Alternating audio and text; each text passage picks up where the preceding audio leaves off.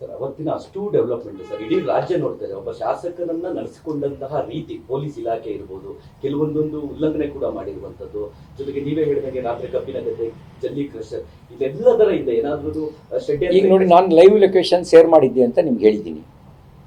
ಇದನ್ನೆಲ್ಲೂ ಅವರು ಅಲ್ಲಗಳಕ್ಕಾಗಲ್ಲ ಎಲ್ಲೆಲ್ಲಿ ಹೋಗಿದ್ರು ಅಂತ. ಮತ್ತೆ ಬೆನ್ನು ಹತ್ತಿ ಬಂದವರು ಯಾರು? ಮಾಧ್ಯಮ ಸ್ನೇಹಿತರು. ನೀವು ತೋರಿಸಿದಿರಿ ಎಲ್ಲೆಲ್ಲಿಗೆ ನಾನು ಕರ್ಕೊಂಡು ಹೋದ್ರಿ ಅಂಥೇಳಿ.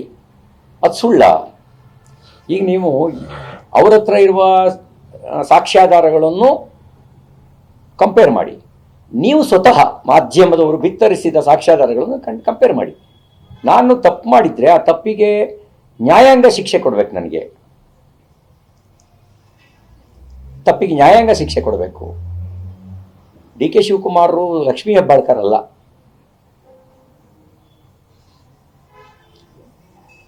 ಈ ಪ್ರಕರಣ ಎಲ್ಲ ಆದ್ಮೇಲೆ ಸಭಾಪತಿಗಳು ನಿಮ್ಮನ್ನು ಸಂಪರ್ಕ ಮಾಡಿದ್ರು ಸರ್, ಅಥವಾ ನೀವೇನಾದ್ರೂ ಅವ್ರ ಜೊತೆ ಮಾತಾಡಿದ್ರಿ ಸರ್? ಬೇಲ್ ಆದಮೇಲೆ ನಾನು ಫೋನ್ನಲ್ಲಿ ಮಾತಾಡಿದೆ. ನಾನು ಸುಧಾರಿಸ್ಕೊಂಡು ಊರಿಗೆ ಹೋಗಿ ಸುಧಾರಿಸ್ಕೊಂಡು ಆಮೇಲೆ ಬರ್ತೀನಿ ಅಂತ ಅವ್ರು ಹೇಳಿದ್ದೀನಿ.